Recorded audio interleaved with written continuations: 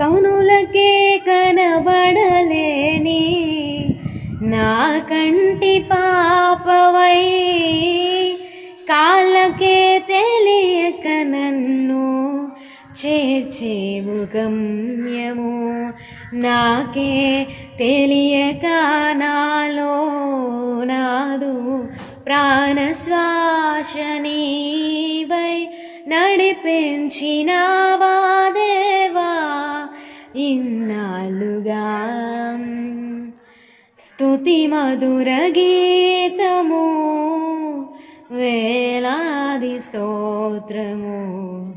చెల్లించుటే మా ధన్యత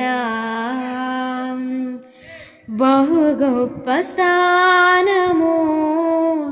శ్రీ యేసు పాదము